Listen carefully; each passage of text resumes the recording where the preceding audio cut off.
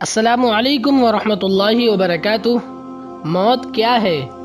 سب سے پہلے میری موت پر مجھ سے جو چھین لیا جائے گا وہ میرا نام ہوگا، اس لیے جب میں مر جاؤں گا تو لوگ کہیں گے کہ لاش کہاں ہے، اور مجھے میرے نام سے نہیں پکاریں گے، اور جب نماز جنازہ پڑھنا ہو تو کہیں گے جنازہ لے آؤ، میرا نام نہیں لیں گے، اور جب میرے دفنانے کا وقت آئے گا تو کہیں گے میت کو قریب کرو، میرا نام بھی یاد نہیں کریں گے۔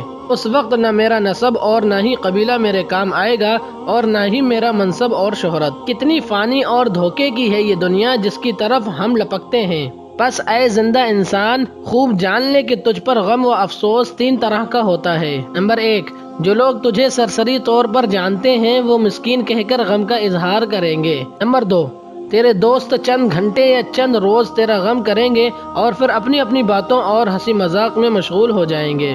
نمبر 3، زیادہ سے زیادہ گہرا غم گھر میں ہوگا، وہ تیرے اہل و عیال کو ہوگا، جو کہ ہفتہ 2 ہفتہ یا 2 مہینہ اور زیادہ سے زیادہ 1 سال تک ہوگا، اور اس کے بعد وہ تجھے یادوں کے پنوں میں رکھ دیں گے۔ لوگوں کے درمیان تیرا قصہ ختم ہو جائے گا اور تیرا حقیقی قصہ شروع ہو جائے گا، وہ ہے آخرت کا۔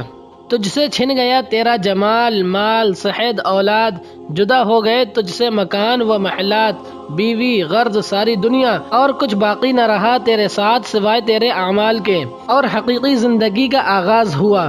اب سوال یہاں ہے کہ تو نے اپنی قبر و آخرت کے لیے اب سے کیا تیاری کی ہے؟ یہ حقیقت ہے جس کی طرف توجہ چاہیے۔ اس کے لیے تجھے چاہیے کہ تو اہتمام کرے فرائض کا، نوافل کا، پوشیدہ صدقہ اور صدقہ جاریہ کا، نیک کاموں کا، رات کی نمازوں کا، شاید تو نجات پا سکے۔ اگر تو نے اس مقالہ سے لوگوں کی یاد دہانی میں مدد کی جبکہ تو ابھی زندہ ہے، تاکہ اس امتحان گاہ میں امتحان کا وقت ختم ہونے سے تجھے شرمندگی نہ ہو اور امتحان کا پرچہ بغیر تیرے اجازت کے تیرے ہاتھوں سے چھین لیا جائے، اور تو تیری اس یاد دہانی کا اثر قیامت کے دن تیرے اعمال کے ترازو میں دیکھے گا۔ اور یاد دہانی کرتے رہیے، بے شک یاد دہانی مومنوں کو نفع دے گا۔